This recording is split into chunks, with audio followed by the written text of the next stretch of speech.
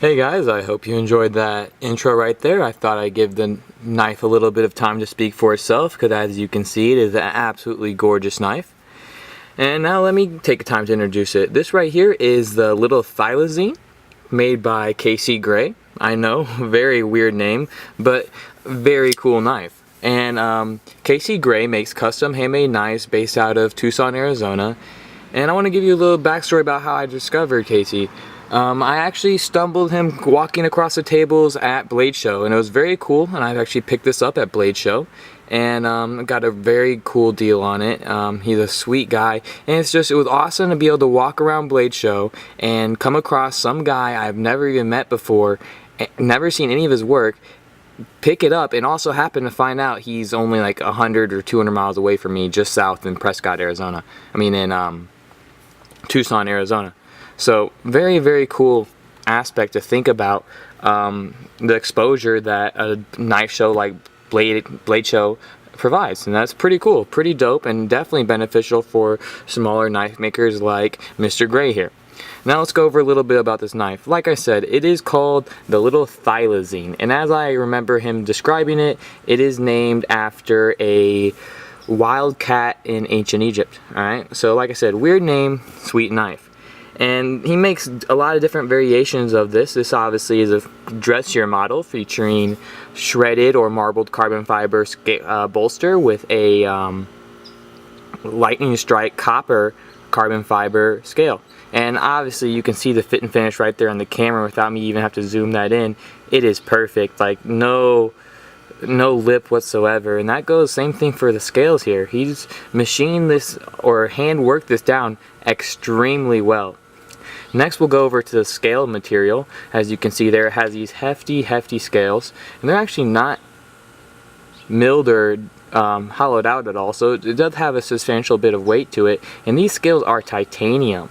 So that is very nice to see, especially whenever it is a liner lock like that, because that is a piece of titanium coming in contact with that blade tang right there.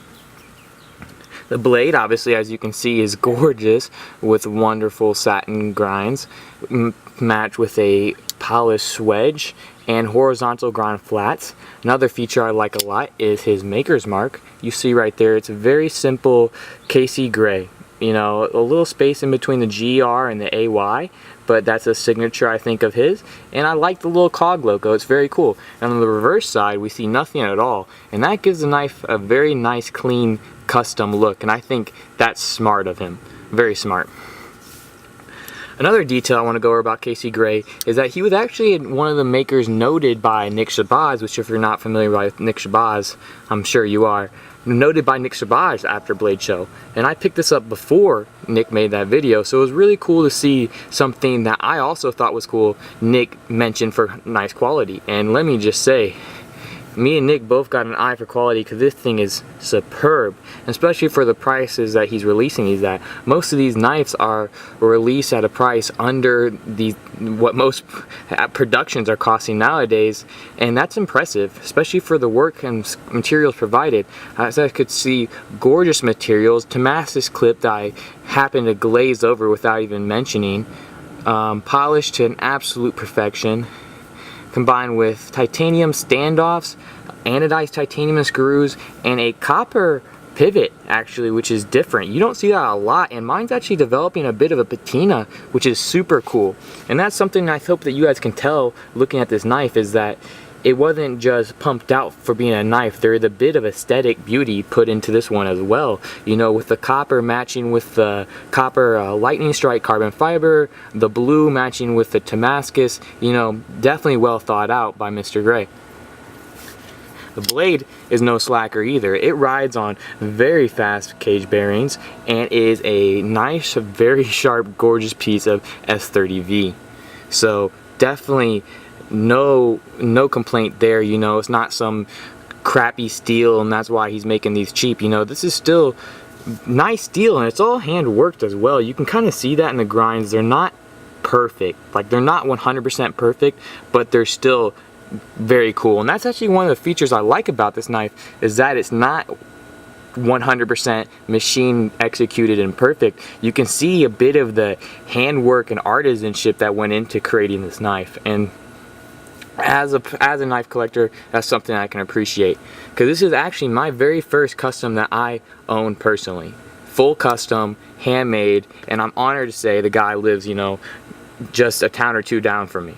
Very cool that I was able to connect with them and meet someone like that at Blade Show, and that's one of the reasons why I advise you guys to go and check out these shows, because not only can you score a sweet deal on something like this, it can make you meet people who are making stuff like this that you had no idea who was out there, because they just don't have the market cap, or they're not being picked up by these large market retailers like, you know, Blade HQ, Knife Center, and you know, whatever your favorite is, Blade Ops or GPK, whatever have you. But obviously you can see he's killing it, and he's definitely not that big on most people's radar. He has blown up a little bit, but should definitely be out there. He ships his stuff in these nice padded cases. I picked this up from him in person, and let me show you some of his contact info. Here's a card, you know, listing his website, his email, and also his Instagram. Check out his Instagram, because this isn't the only model he makes. As you can see there, he makes quite a few different stuff, from tactical folders all the way to fine EDC, and I would say this is a mixture between, you know, fine EDC and tactical folder. So there's still a lot of stuff I really haven't even seen from him. And yeah, so definitely check out his check out all his social media. Definitely show him some love. And you know, he's still got open books, something. He's a small enough maker that he's gonna make time to get you in there and make you what you want, and that's super cool. And it's not going to cost you an arm and a leg like most customs. You know, I'm only 20 years old, and this is a custom that was in my price range even. So for that, that's cool, especially for these materials. These materials are some of my dream materials. That Damascus clip screams quality, and honestly, it was executed perfectly, and if it was any other maker, I really wouldn't be able to afford a knife of these materials. So super cool. Great to see Casey Gray trying to change up the market a little bit and come in with knives, you know, custom quality, custom made, not custom prices, you know, under $500 for knives quality that's well over $1,000. Here's his sticker again, that COG logo, very cool, handmade knives. Here's more of his contact info. Check him out. And yeah, guys, thanks for watching. I appreciate it. Go ahead and subscribe if you already haven't to the channel, and leave me a comment about what you think about this one. I think it's a pretty sweet knife, and I'm honored to say it's my first custom. Like how it all ties together and it's different. You know, it's something that I plan to hold for a while. And yeah, thanks for watching, guys. Knife Fiend out. Peace.